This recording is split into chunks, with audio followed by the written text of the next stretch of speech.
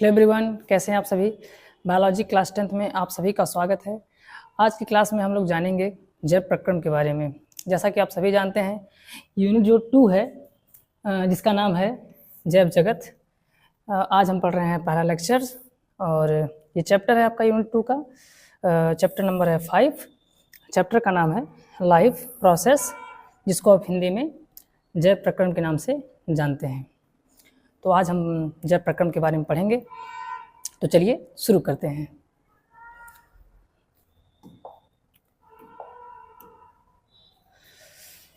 जैव प्रक्रम में हमें क्या क्या पढ़ना है, इसको हम जान लेते हैं। पहला है पोषण। जैव प्रक्रम में हम पोषण के बारे में जानेंगे और प्रकाश संश्लेषण के बारे में जानेंगे। तीसरा है अमीबा में पोषण के बारे में जानेंगे। हम मनुष्य में पोषण के बारे में जानेंगे। तो एक बार हम टॉपिक को फिर से बता देते हैं आपको। पेन थोड़ा चेंज कर लूँ मैं। पहला है पोषण, दूसरा है प्रकाश संश्लेषण, तीसरा है अमीबा में पोषण, चौथा है मनुष्य में पोषण। अब जैव प्रक्रम कहते किसे हैं, इसके बारे में थोड़ा सा आपसे डिस्कस कर लेते हैं। तो वे सभी प्रक्रियाएं जो जीव को जीवित रखने में सहायता प्रदान करती हैं वो जैव प्रक्रियाएं कहलाती हैं, या फिर हम उसे जैव प्रक्रम कहते हैं। आइए इसका डिफिनेशन भी देख लेते हैं और इसके कुछ एग्जाम्पल भी देख लेते हैं।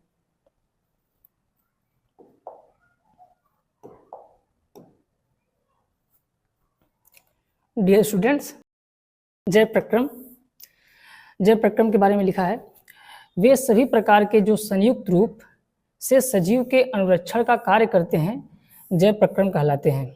जैसा कि मैंने आपको पहले ही बताया कि वे सभी प्रक्रियाएं जो जीव को जीवित रखने में सहायता प्रदान करती हैं उन्हें हम जैव प्रक्रम कहते हैं।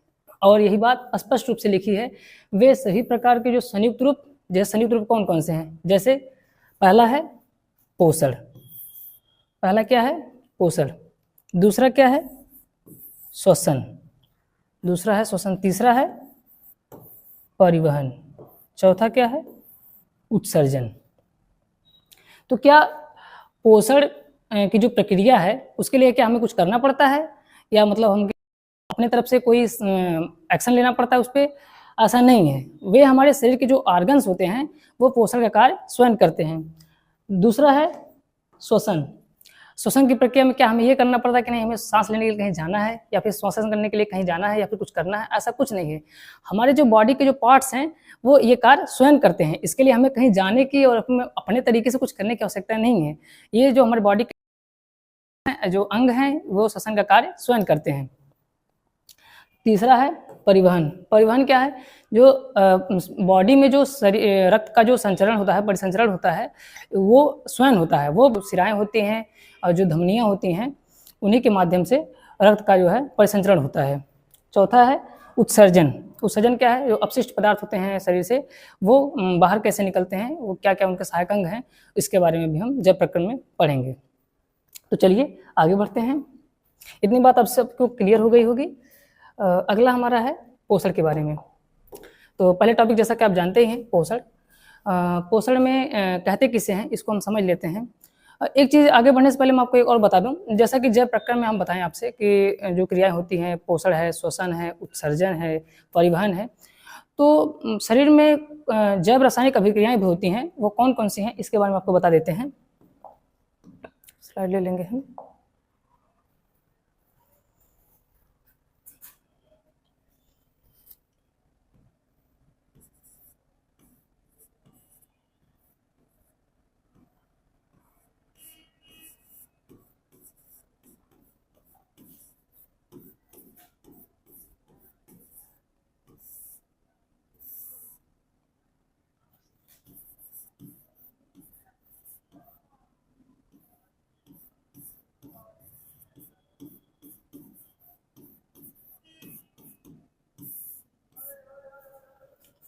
जो जैव रासायनिक अभिक्रियाएं हैं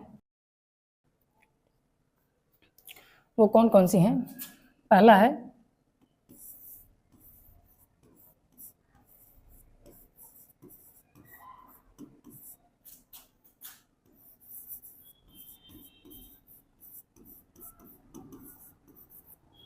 कैटाबॉलिक रिएक्शन,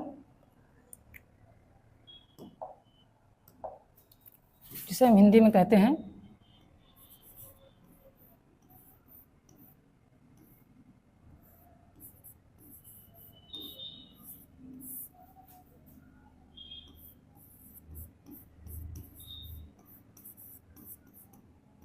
अपचयी क्रियाएं।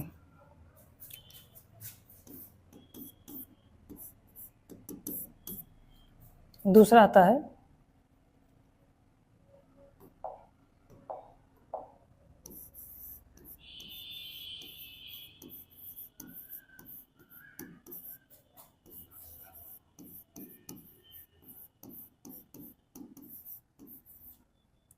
एनाबॉलिक रिएक्शन, जिसे हम उपचयी क्रियाओं के नाम से जानते हैं।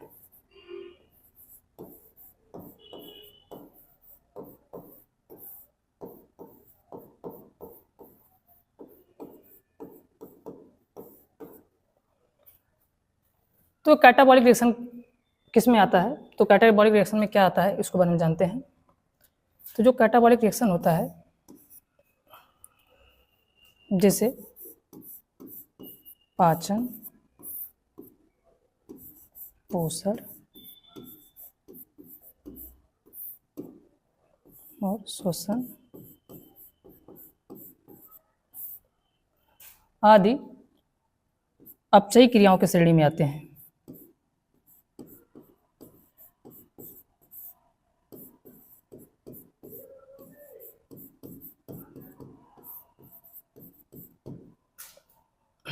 वहीं उपचयी क्रियाएं क्या हैं?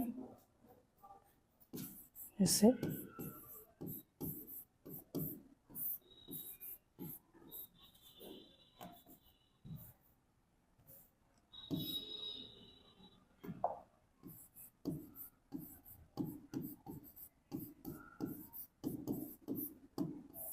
प्रकाश संश्लेषण। प्रकाश संश्लेषण एक उपचयी क्रिया है, जबकि पाचन, पोषण और श्वसन एक अपचयी क्रिया है। इसे इंग्लिश में हम कैटाबॉलिक रिएक्शन कहते हैं अपचयी क्रिया को, और उपचयी क्रिया को हम इंग्लिश में एनाबॉलिक रिएक्शन कहते हैं। ठीक, इतनी बात क्लियर है? ठीक, आगे बढ़ते हैं।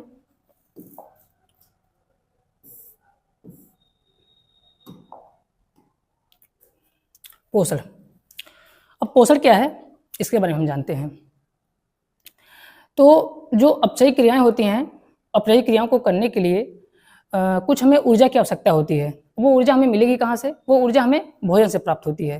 तो इसको हम इस तरह से कह सकते हैं कि जीवों को भोज्य पदार्थ या फिर किसी अन्य पदार्थों पाचन से पोषण तत्वों को प्राप्त करने की जो क्रिया होती है वो क्या कहलाती है? पोषण की क्रिया कहलाती है। इसका डिफिनेशन भी लिखा है यहाँ पर, देख लीजिए। भोजन ग्रहण करना, पचे भोजन का अवशोषण करना है, यानी भोजन को ग्रहण करना, यानी भोजन को लेना और उसका क्या करना? पचे हुए उसको पचाना, उसका अवशोषण करना। इसके बाद एवं शरीर द्वारा उसका अनुरक्षण के लिए उसका उपयोग करना क्या कहलाता है?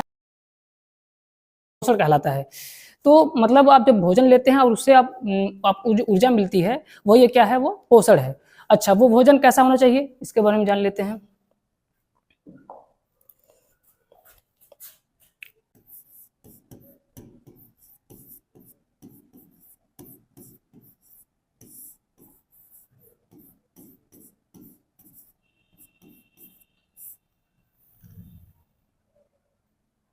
वो भोजन कैसा होना चाहिए? संतुलित भोजन होना चाहिए। अब संतुलित भोजन होता क्या है उसके बारे में जान लेते हैं। तो संतुलित भोजन वो भोजन होता है जिसमें विटामिन, खनिज लवण एवं प्रोटीन, वसा, कार्बोहाइड्रेट आदि आते हैं। वो भोजन कौन सा भोजन कहलाता है? संतुलित भोजन कहलाता है। इसको मैं लिख देता हूँ।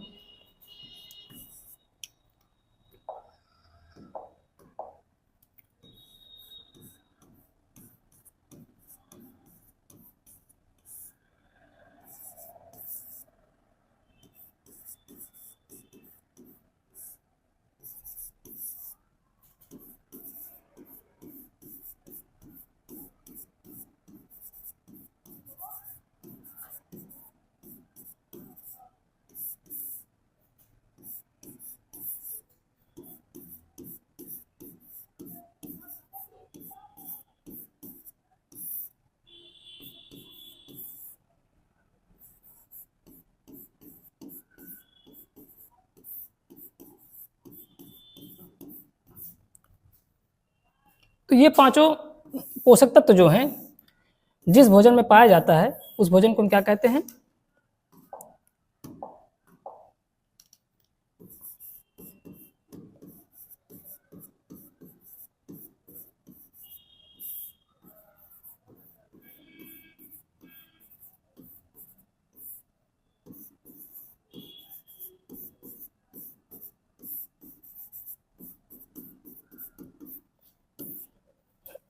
कितनी बात समझ गए होंगे आप लोग? अब हम आगे बढ़ते हैं।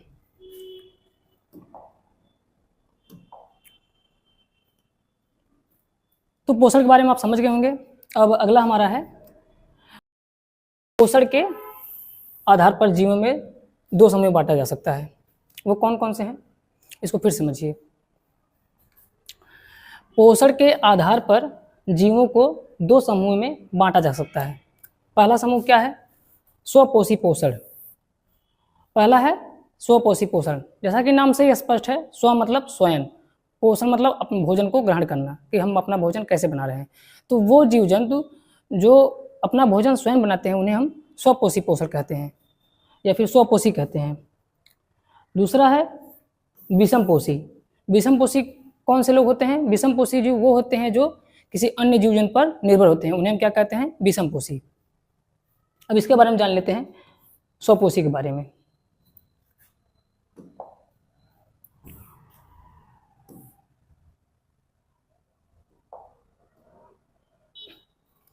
तो यहाँ पर स्वपोषी पोषण और विषमपोषी पोषण में डिफरेंस दिया गया है, अंतर दिया गया है। आइए इसको जानते हैं।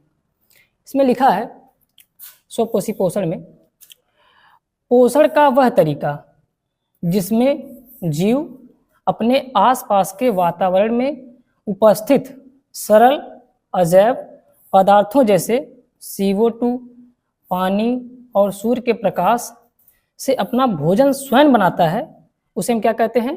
स्वपोषी पोषण। उसे हम क्या कहते हैं? स्वपोषी पोषण। इसके एग्जाम्पल्स हैं, इसके एग्जाम्पल देख लीजिए। हरे पौधे और बैक्टीरिया ये अपना भोजन स्वयं बनाते हैं। ठीक, कैसे बनाते हैं इसके बारे में हम आगे पढ़ेंगे। दूसरा है विषमपोषी पोषण।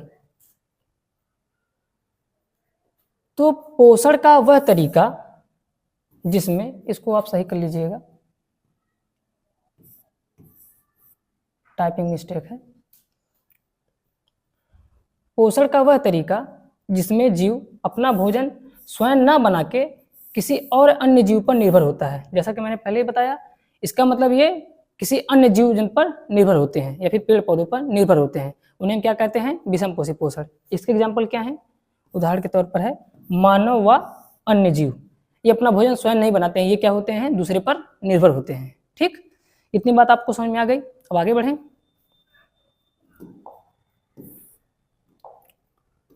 अब है स्वपोषी पोषण के प्रकार। तो स्वपोषी पोषण के दो प्रकार हैं। पहला है प्रकाश संश्लेषण।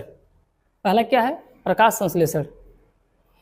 वे जीव जो अपने भोजन को तैयार करने के लिए सूर्य के प्रकाश का उपयोग करते हैं, वो कौन सा पोषण कहलाता है? प्रकाश संश्लेषण पोषण।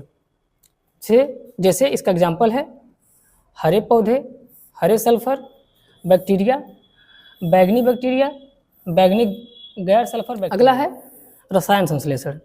तो वे जीव जो अपना भोजन तैयार करने के लिए रासायनिक ऊर्जा का उपयोग करते हैं, उन्हें हम क्या कहते हैं?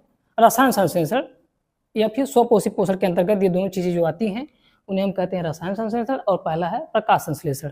इतनी बात आप सभी को क्लियर है। आगे बढ़ें, एक एग्जाम्पल भी देख लीजिए। हाइड्रोजन बैक्टीरिया और दूसरा है सल्फर बैक्टीरिया। ठीक, नेक्स्ट आता है हमारा प्रकाश संश्लेषण। ये एग्जाम के बेसिस से बहुत ही ज़्यादा इंपॉर्टेंट है, इसको आप लोग बहुत ध्यान से देखिएगा। प्रकाश संश्लेषण को हम इंग्लिश में फोटोसिंथेसिस के नाम से भी जानते हैं। ठीक है, इसको हम इंग्लिश में फोटोसिंथेसिस कहते हैं। ओके, तो प्रकाश संश्लेषण कहते किसे हैं? प्रकाश संश्लेषण वह क्रिया है जिसमें पादप सूर्य के प्रकाश, जल और कार्बन डाइऑक्साइड से स्वयं भोजन बनाते हैं। इस क्रिया को हम प्रकाश संश्लेषण की क्रिया कहते हैं। ठीक है, तो इसमें क्या क्या होता है मैं आपको बता दे रहा हूँ। यहाँ पर आप देख रहे हैं लीफ है, जिसको आप कलर चेंज कर लेता हूँ।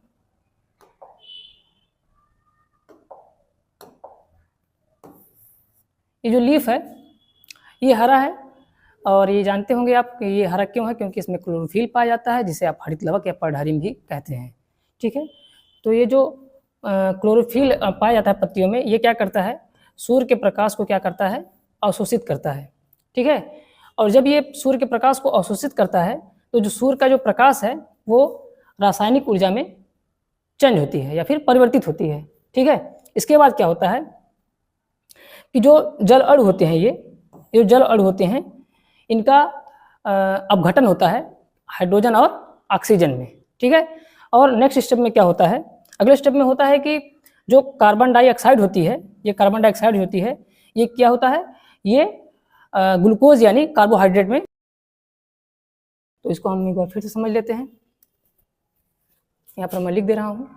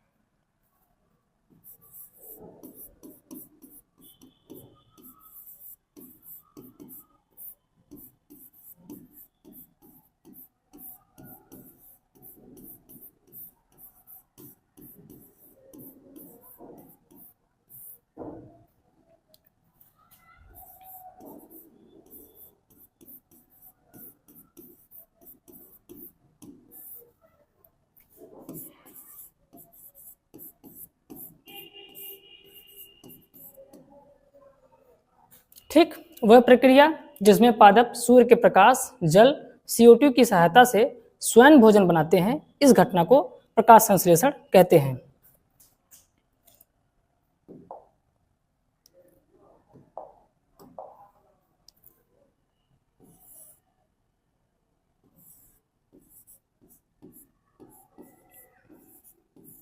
इसमें हम कार्बन डाइऑक्साइड, जल,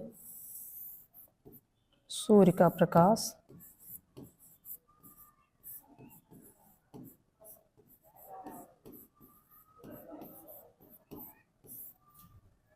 एवं क्लोरोफिल,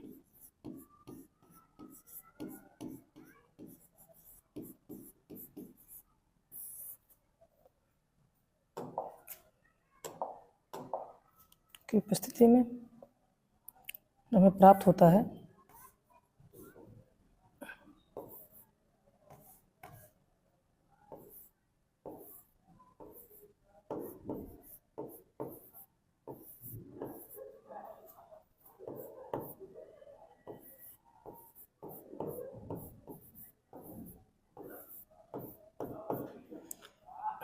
तो हमें इस घटना में C6H12O6 को हम क्या कहते हैं, ग्लूकोज।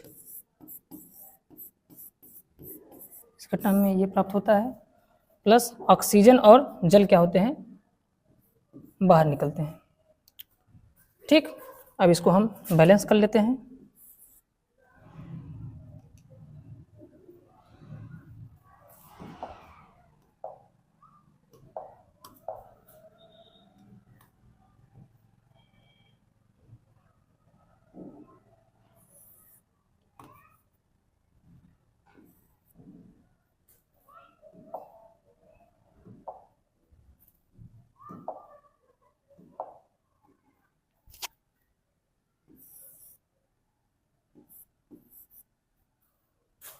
तो यहाँ पर हो जाएगा 6O2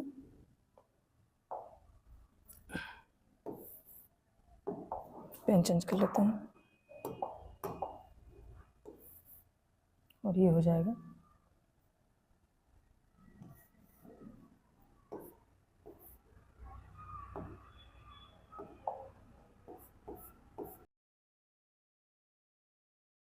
6H2O, सॉरी।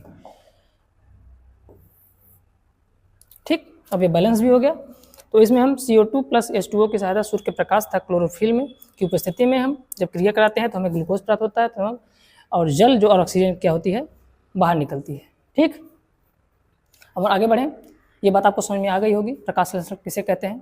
तो वह प्रक्रिया जिसमें पादप सूर्य का प्रकाश, जल और कार्बन डाइऑक्साइड की सहायता से स्वयं भोजन बनाते हैं, इस प्रक्रिया को या फिर इस घटना को हम प्रकाश संश्लेषण की क्रिया कहते हैं।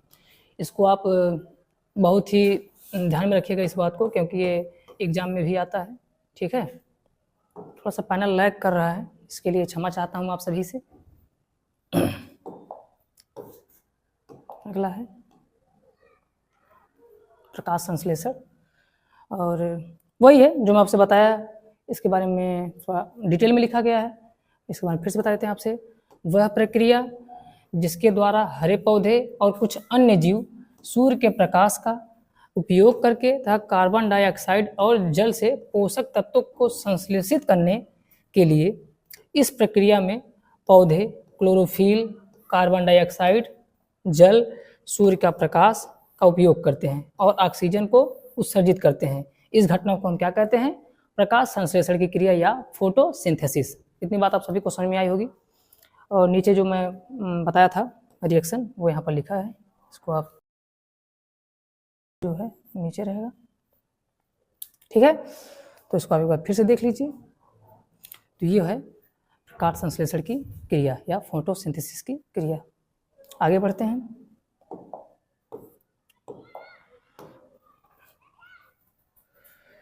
प्रकाश संश्लेषण के लिए आवश्यक कच्ची सामग्री, क्या रॉ मटेरियल होते हैं जो प्रकाश संश्लेषण की क्रिया में सहायता प्रदान करते हैं, या फिर प्रकाश संश्लेषण क्रिया होती है उसमें लगने वाले कच्ची सामग्री या रॉ मटेरियल्स, उसके बारे में हम जानते हैं। पहला है सूर्य का प्रकाश, मोस्ट इंपॉर्टेंट। सूर्य का प्रकाश बहुत ही जरूरी है प्रकाश संश्लेषण की क्रिया में। इतनी बात आप सबको समझ में आई। नेक्स्ट है क्लोरोफिल। क्लोरोफिल भी इंपॉर्टेंट है, क्योंकि अगर क्लोरोफिल नहीं होगा तो लीफ जो है, पत्तियां जो हैं, वो प्रकाश को कैसे अवशोषित करेंगी, है कि नहीं। तो यानी क्लोरोफिल भी बहुत आवश्यक है और सूर्य का प्रकाश तो आवश्यक है ही, आप भी समझ रहे हैं इस बात को। अगला है कार्बन डाइऑक्साइड। कार्बन डाइऑक्साइड स्थलीय पौधे जो होते हैं इसे वायुमंडल से प्राप्त करते हैं। जो स्थलीय पौधे होते हैं, स्थलीय मतलब जो सर पे जो भूमि है उस पर जो पौधे होते हैं उसे कैसे प्राप्त करते हैं कार्बन डाइऑक्साइड को? वायुमंडल से। ठीक, अगला है जल। स्थलीय पौधे से कैसे प्राप्त करते हैं? जड़ों द्वारा मिट्टी से जल का अवशोषण करते हैं। यानी जो पेड़ पौधे हैं उन्हें जल कैसे प्राप्त होता है? ये भूमि से जड़ों से जाइलम द्वारा सभी शाखाओं और तनों तक जल जो है पहुंचता है। ठीक है, प्रकाश संश्लेषण के दौरान होने वाली घटनाएं। अब प्रकाश संश्लेषण के दौरान होने वाली घटनाएं जिसे मैंने पहले बता दिया और यहाँ पर डिटेल में लिखा भी है। ठीक है, इसके बारे में पढ़ लेते हैं। तो पहला है क्लोरोफिल द्वारा प्रकाश ऊर्जा को अवशोषित करना। पहले क्या होता है, जो पत्तियां होती हैं वो क्या करती हैं? प्रकाश को क्या कर लेती हैं? अवशोषित कर लेती हैं। ठीक, इसके बाद प्रकाश ऊर्जा को रासायनिक ऊर्जा में रूपांतरित कर देती हैं। ठीक है, एक मिनट।